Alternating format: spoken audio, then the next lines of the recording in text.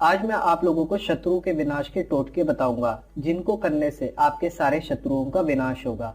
अगर आपका शत्रु आप पे काला जादू तंत्र मंत्र करा रहा है और आपको बहुत ज्यादा परेशानियां पहुंचा रहा है तो आप ये कुछ टोटके कीजिए। सबसे पहला टोटका है कि आप बगलामुखी स्तोत्र का नियमित रूप से 41 दिन तक सुबह पाठ कीजिए। ऐसा करने से आपका जो शत्रु होगा उसका विनाश हो जाएगा।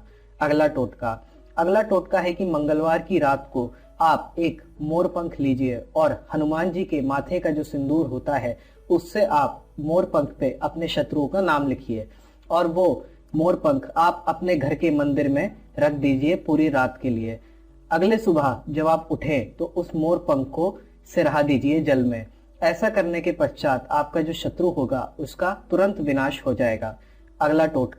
अगला टोटका है आप साबुत उड़द लीजिए और साबुत उड़द के 38 दाने और चावल के 40 दाने लीजिए। इसको लेने के पश्चात आप एक गड्ढे में जाके दबा दें इन दानों को। उसके बाद आप एक नींबू लीजिए और नींबू को उस गड्ढे के ऊपर आप निचोड़ते हुए अपने शत्रु का नाम लीजिए। ऐसा करने से आपका शत्रु का तुरंत विनाश होगा।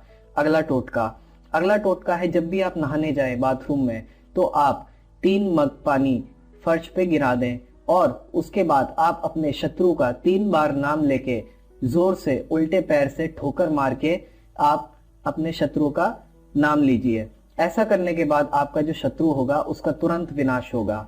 अगला टोटका है आप इस मंत्र का जप कीजिए रोज 108 बार और 41 दिन तक कीजिए। मंत्र कुछ इस प्रकार है। ओम कात्यायने नमः।